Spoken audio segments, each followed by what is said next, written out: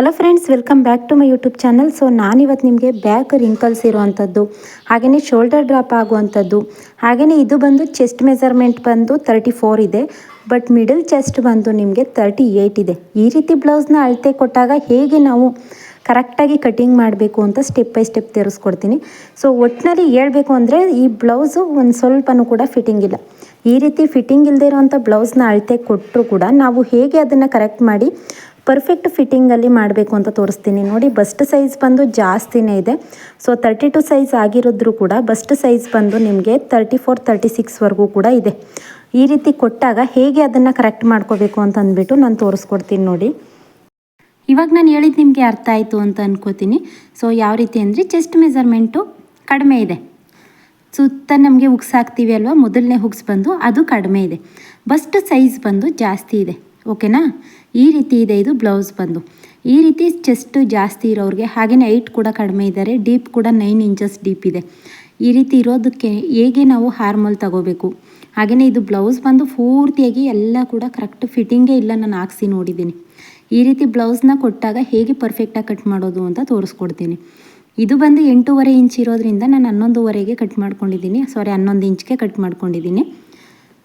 ಈ ರೀತಿ ಫಸ್ಟು 1/2 ಇಂಚ್ಗೆ ಒಂದು ಮಾರ್ಕ್ ಮಾಡ್ಕೊಳ್ಳಿ. ಬ್ಯಾಕ್ ಪಾರ್ಟ್ನ ಫಸ್ಟು ಕಟಿಂಗ್ ಮಾಡಿಬಿಟ್ಟು ತೋರಿಸ್ಕೊಡ್ತೀನಿ, ಅದಾದಮೇಲೆ ಫ್ರಂಟ್ ಪಾರ್ಟ್ನ ತೋರಿಸ್ಕೊಡ್ತೀನಿ.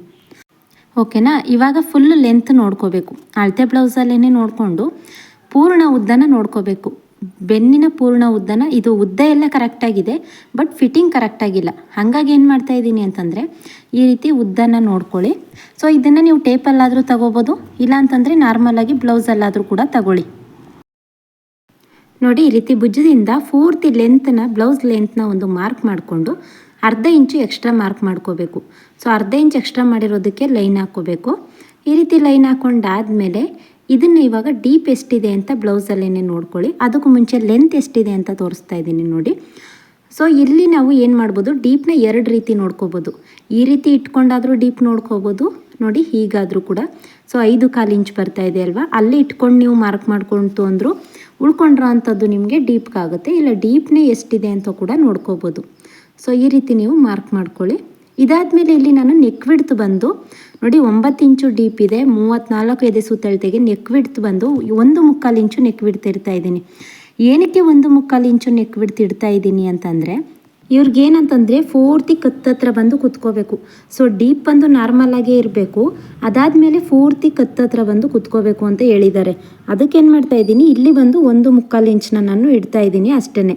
ಸೊ ನೀವು ಬ್ರಾಡಾಗಿ ಹಾಕೋತೀರಾ ಅಂತಂದರೆ 2/4 ಇಂಚನ್ನ ಇಟ್ಕೊಳ್ಳಿ. ನಾನು ಅವ್ರಿಗೆ ನೆಕ್ ಹತ್ರನೇ ಬಂದು ಕುತ್ಕೊಳ್ಳಿ, ಅದು ಜಾಸ್ತಿ ನನಗೆ ಬ್ರಾಡಾಗಿ ಬೇಡ ಅಂತ ಹೇಳೋದಕ್ಕೆ ನಾನು ಇಲ್ಲಿ ಬಂದು 3/4 ಇಂಚ್ ಇಡ್ತಾ ಇದ್ದೀನಿ. ಬ್ಲೌಸ್ನಲ್ಲಿ ಲೆಂತ್ ಬಂದು ಭುಜ ಬಂದು 3 ಇಂಚಿದೆ, ಬಟ್ ನೆಕ್ ವಿಡ್ತ್ ಕಡಿಮೆ ಮಾಡಿದ್ದಕ್ಕೆ ಏನು ಮಾಡಿದೆ, ಭುಜನ ಅಗಲ ಮಾಡಿದೆ, ಅದು ಬಂದು 3/4 ಇಂಚ್ ಇಟ್ಟಿದ್ದೀನಿ. ಇಲ್ಲಿ ನಾವು ಹಾರ್ಮೋಲ್ ಹತ್ರ ಒಂದು ಚೇಂಜಸ್ ಮಾಡ್ಕೋಬೇಕು.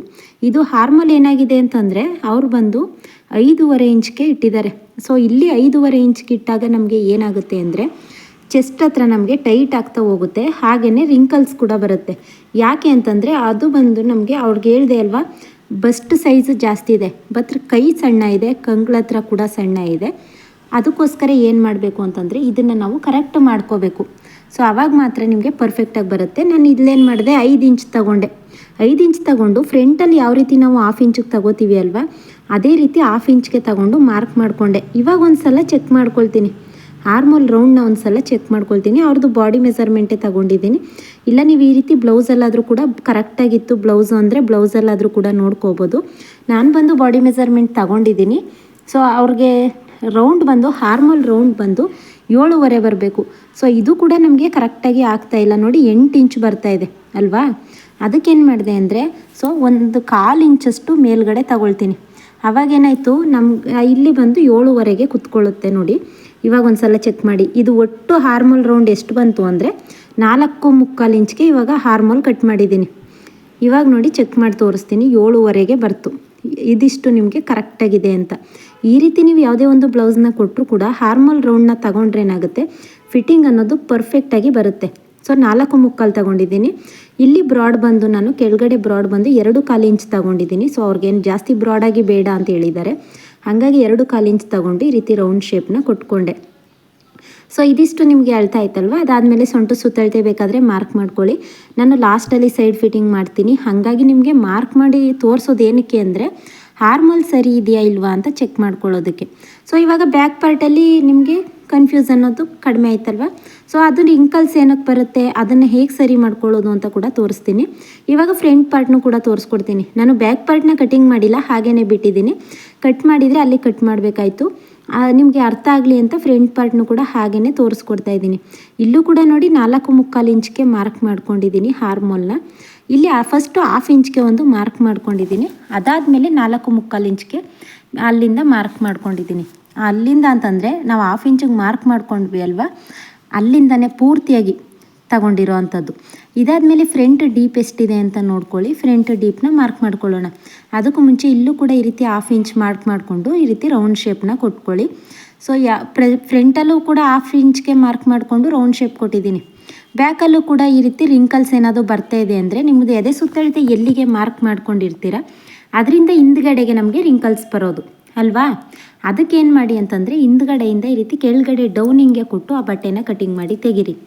ಸೊ ಅವಾಗೇನಾಯಿತು, ನಿಮಗೆ ರಿಂಕಲ್ಸ್ ಬರೋ ಅಂಥ ಬಟ್ಟೆ ಕಟಿಂಗ್ ಆಗುತ್ತೆ. ಆವಾಗ ಯಾವುದೇ ರೀತಿ ರಿಂಕಲ್ಸ್ ಇಲ್ಲದೆ ಇರೋ ರೀತಿ ಅವಾಯ್ಡ್ ಆಗುತ್ತೆ. ಇಲ್ಲ ಅಂತಂದರೆ ಬ್ಯಾಕಲ್ಲಿ 1 ಇಂಚು 1/4 ಇಂಚು ಕೊಡ್ತಾ ಇರ್ತೀರ ಅಲ್ವಾ, ಅಲ್ಲಿ ಸ್ವಲ್ಪ ಕಡಿಮೆ ಮಾಡಿ 3/4 ಇಂಚು 1/2 ಇಂಚು ಆ ರೀತಿ ಕೊಟ್ಕೊಳ್ಳಿ. ಆವಾಗಲೂ ಕೂಡ ನಿಮಗೆ ಬ್ಯಾಕಲ್ಲಿ ರಿಂಕಲ್ಸ್ ಅನ್ನೋದು ಅವಾಯ್ಡ್ ಆಗುತ್ತೆ. ಸೊ ಈ ರೀತಿ ಎಲ್ಲ ನೀವು ಚೆಕ್ ಮಾಡ್ಕೊಳ್ತು ಅಂದರೆ ನಿಮ್ಮ ಬ್ಲೌಸ್ ಫಿಟ್ಟಿಂಗ್ ಅನ್ನೋದು ಕರೆಕ್ಟಾಗಿಯೇ ಬರುತ್ತೆ. ಸೊ ಇವಾಗ ಫ್ರಂಟ್ ಡೀಪ್ನ ತಗೊಳ್ಳೋಣ. ಫ್ರಂಟ್ ಡೀಪ್ ಎಷ್ಟಿದೆ ಅಂತ ಅಂದ್ಬಿಟ್ಟು 1/2 ಇಂಚು ಮೇಲ್ಗಡೆಗೆ ಬಿಟ್ಟು ಮಾರ್ಕ್ ಮಾಡ್ಕೋತೀನಿ. 6 ಇಂಚ್ ಬಂತು.